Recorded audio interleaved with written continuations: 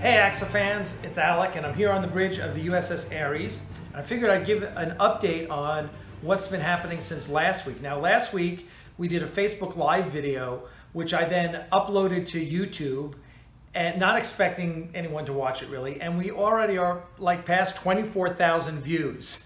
So thank you very much to everyone who watched it on YouTube. And what we're doing this week is taking some of the feedback we got, because we weren't expecting many people to watch it. We just threw it up on Facebook. So everyone's like, that's too herky-jerky, and can you get a tripod, whatever. So Dana Wagner is going to film this piece, and then we're going to edit together and start getting a little more professional, since we are trying to be a professional little production. So what we're going to talk about today is the monitors, what we're doing there, because we came to a decision after last week's video. And what we're doing is using these. These are Raspberry Pis. Now, not the kind you eat. This is a little, it is literally a little computer, okay?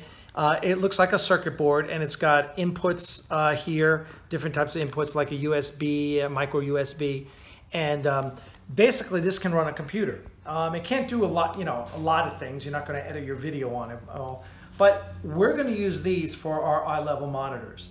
And what we wound up doing is these were on sale for Black Friday, and James Simpson, our tech guru here for the bridge, found them at Micro Center for $5 each.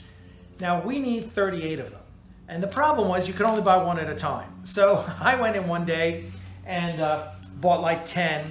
We're going round and round, and then the next day all the Atlanta volunteers ordered them, and I got to go pick them up. So we have like 25 receipts here, and you can see all the Raspberry Pis over here lined up, ready to be used. So James is going to attach these to the monitors. Now we're going to take you over here to one of the sections that we've just kind of temporarily lit up like we did at Axanar. And what's cool is one of them, they're static images. So this and this are static images. You can see this is just rotated. And this one, Dana Wagner animated, and it is amazing. It is really an amazing video. So this is being run on an old school monitor using a Raspberry Pi. Now what that allowed us to do is it allowed us to get rid of all the computers on the bridge. As we talked about last week, power consumption is a big concern here, and those computers were using up all our amps. So what we've done is we're going to LED lighting for the most part for all the lights, and you can see there's 3 lights here on the bridge, 3 practical lights, one up here, on one down below, and then there's one at the foot of the bridge.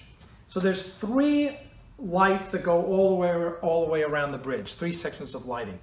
Then we have the monitors, lower monitors. Well, we have the consoles, we have the lower monitors, and then the upper monitors. So this is what we're trying to most efficiently run, because we want video rather than, we talked about plexis last week.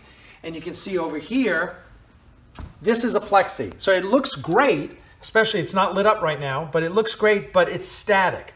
And what we want to be able to do is animate as many as we can, like this one. So there you go. Okay, so I'm here with James Simpson, who is our bridge technology guru, and he's going to explain what we're doing on this side of the bridge. So basically what happens, we inherited a whole bunch of old computers. I mean, this is a gateway computer. And on the back of these, they have 2 DVIs out. Well, these monitors that we also inherited, that we got, also are VGA. So we have to have all these different types of VGA adapters. So what I have done with this old technology is I have converted it to using HDMI, using both Raspberry Pis and Raspberry Pi Zeros. And the Raspberry Pis we're using mainly for the top monitor here, which is our 16:9 top view. Where these eye-level ones, we're actually using Raspberry Pis. And as Alec was saying, this is the computer itself, and it has a micro HDMI on it, as well as a USB, and it's run off of a simple SD card, micro SD card. So what I've done here is a lot of times when we're doing this, I can't see the other side, so I have to ask people, what do they see on the screen? These are our controls for changing brightness and contrast and whatnot. But otherwise, as you see, it's very quiet now because we don't have all these computers blowing. So when you're doing actually filming, we won't be having all this feedback noise. And a lot of these vertical monitors right here, we're going to be pulling out, and we're probably going to be changing with plexi, because if you see here, we can't actually physically turn this monitor so they're all the same width because we just don't have enough room. But otherwise, yes, so I've been having to do this to each of the different sections, and yeah, it's been fun. So we have our, our power unit right here, and I'm using HDMI to VGA converters for the Pis themselves, and it's been working out pretty well. So, and one of the key things that we keep talking about is power consumption. Power. We need more power, Scotty. That's right. So what we've did by taking these computers off the bridge, and there were 28 of them, a computer only was able to run 2 monitors. So we have 28 of these monitors, which take up a lot of amperage.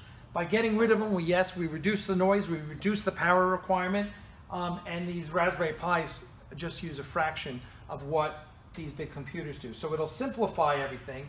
The whole idea is that we're going to have a breaker box over here, and we should have, basically we're going to have 6 different switches.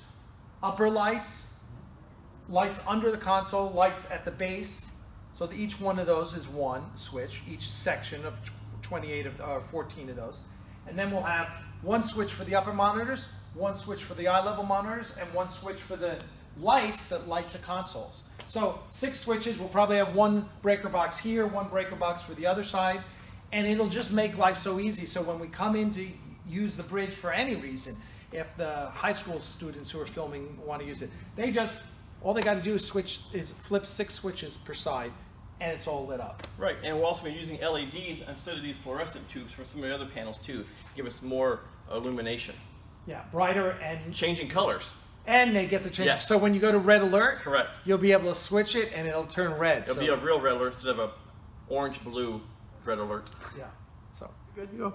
So the other thing that's happening on the bridge is Dana Wagner, who is in charge of all these consoles, is routing them out. And Dana, tell us exactly what you're doing here and why it's taking so long.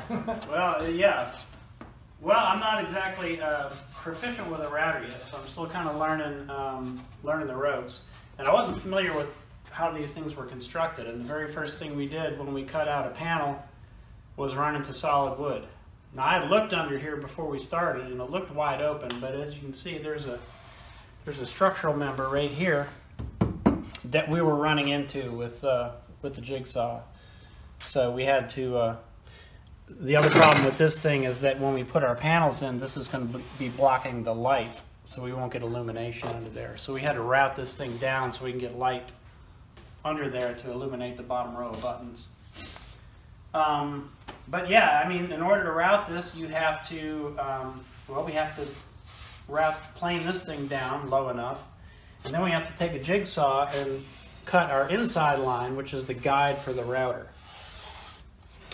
Then once that line is cut, you can put the router down, and then it will shave out that lip that the panels fit into. So it's kind of like a 3 or 4 step process, depending. And yeah, it's slow work because there's a lot of fine details. You have to go back and fix the corners because the router gives you a round corner. So you have to go chisel those out with either a chisel or a Dremel. So it looks really easy. Yeah. Because Dean did all the upper monitor, all the consoles up top, and as you've seen, those panels just pop in nicely. Now what you'll see here on Fleet Ops, for example, we had just laid the panels on top for Axanar, just so people can see it, but they are just laid on top with tape, right? So we then go and Dana then goes and marks the outline of it, and then does his magic. And this is literally 3 days worth of work. We put it. 9 days is strong. We come in for a couple hours on a Sunday, and we're working on monitors. Yeah, and we're doing different things. So, but after we finish here, which should be today, then we'll start work on this Fleet Ops console, and then we have to take care of the pilot's console. And this is a big project. So we're gonna get Matt and Scott, our construction coordinators, come in and help us with this one as well, because this has 5 different panels that have to be routed out. And science. And the science station, yeah, and we're gonna do so. We got a lot more, and then we have to figure out exactly how we're gonna light it, which will be with LEDs Are we going to run a wire? Are we going to do it off a battery? We'll figure out exactly what we're doing. But that's really the big project. Putting the rubber matting is not that big a deal. We've got a few sections that need more rubber matting. And I will say, I'm really happy the way the black rubber matting came out on it. We were worried that black was going to be too dark a color for the bridge, for the floor. It kind of patinas out to a sort of gray. Yeah, but it looks when you walk on it, it just kind of evens out.